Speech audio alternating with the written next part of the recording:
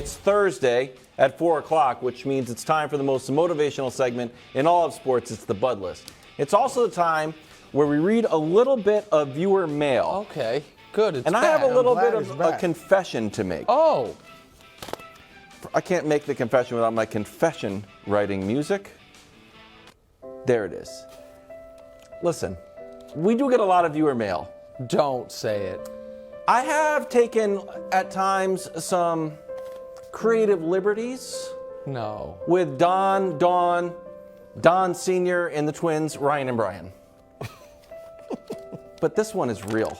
Okay. This one is 100% accurate. I got it from a YouTube comment. Okay.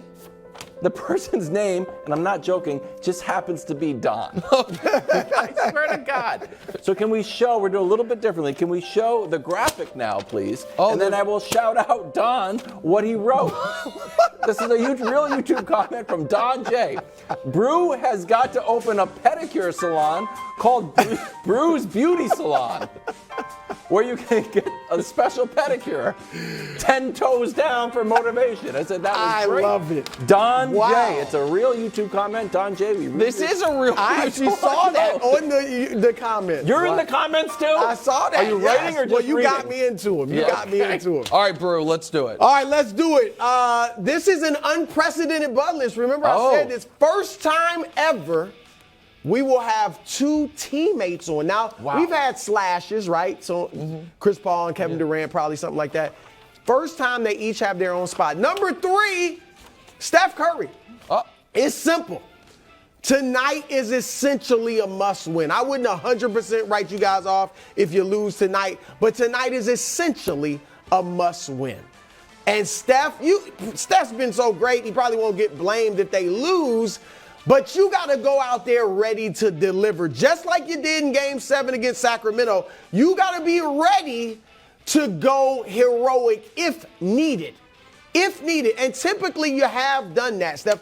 For some reason, people say you're not clutch. I talked about missing last-second shots. But in games, you have delivered. Nick, he doesn't get credit for this, but for some reason. But remember in 2015 when it's 2-2 with the Cavs, and Steph goes in the pivotal game 5, scores 37. Yep. But people act like, oh, Steph didn't do anything in that series.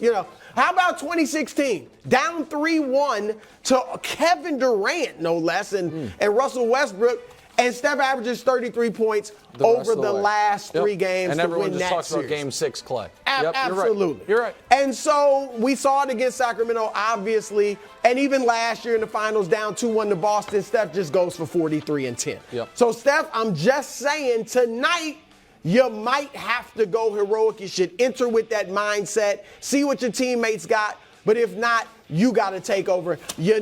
I believe in you. All right, at number 2, here we go. Nick, I'm trying to help your guys. Because the Bud List is about objectivity. Real talk. I mean, I picked Boston, but James Harden. I really do like James Harden. James Harden is one of, and I've said it before, but it's worth repeating. He is one of a handful of players, only a few, that have been elite all-time scorers and elite all-time playmakers. He can do it all.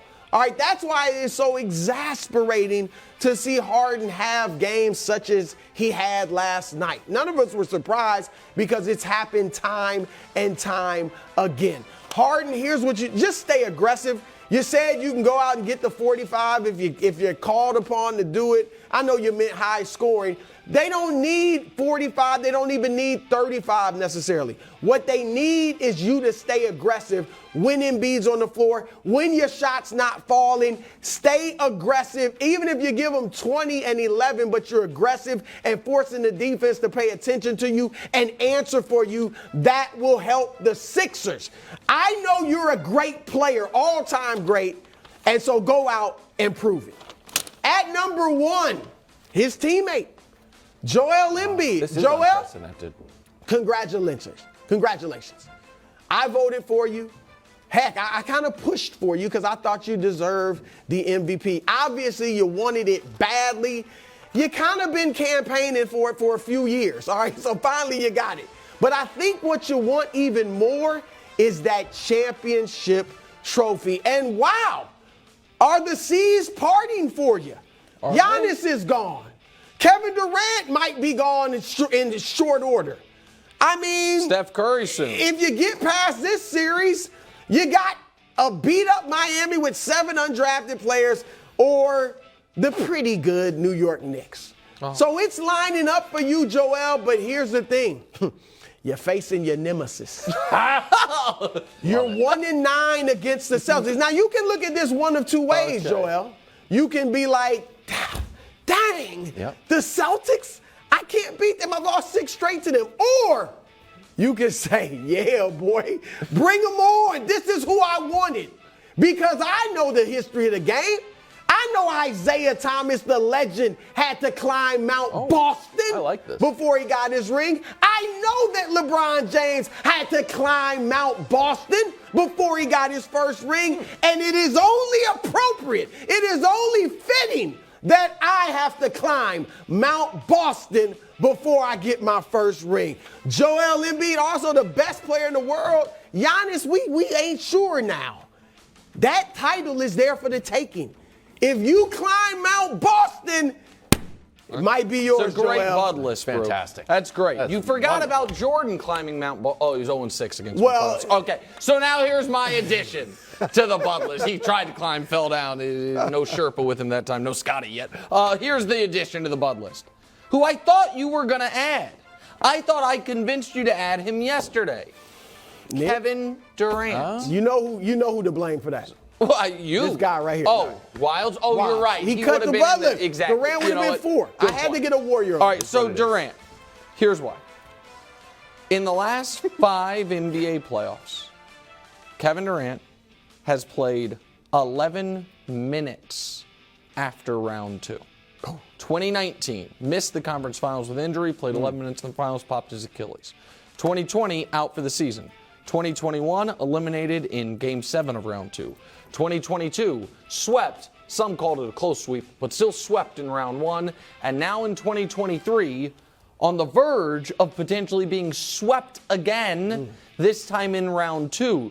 Different conference, different coast, different time zone, very similar result. A swept out of the postseason before Mother's Day. Not exactly great. Furthermore, Brew, Brooklyn was his hand-picked destination with his hand-picked teammate.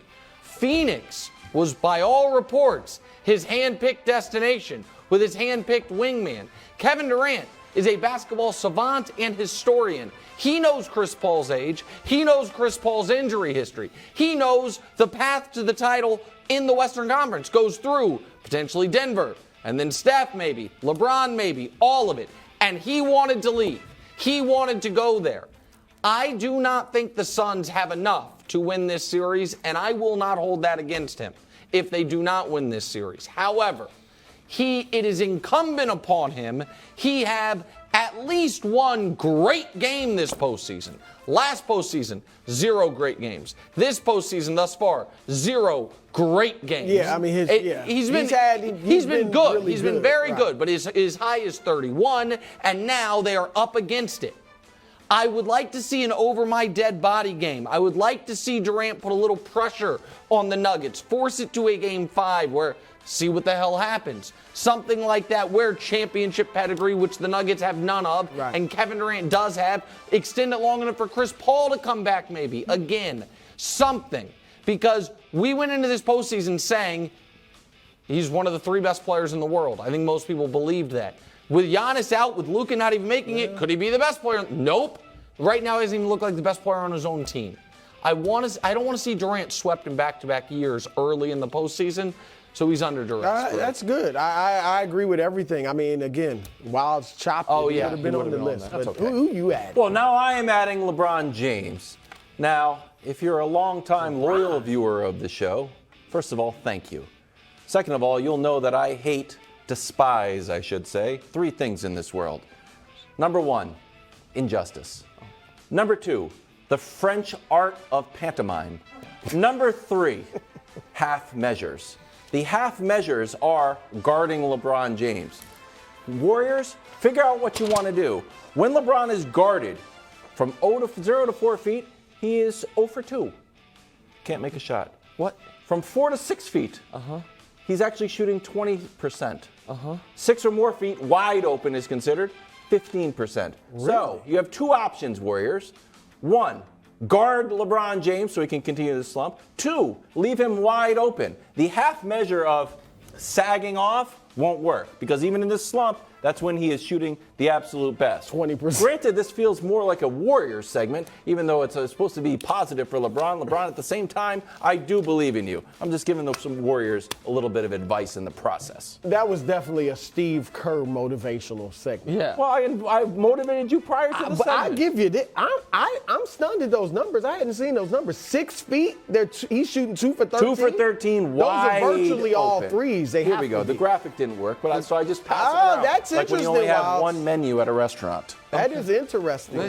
Give him the Dylan Brooks treatment. Send me your email or hit me on social media, and I will make photocopies of this graphic and mail it to you so you can play along. What's he shooting when he looks at the ball? Oh, 100%. There He you looks go. at the ball. Thanks for watching. Subscribe here to get more from the show and to check out clips from other shows on FS1.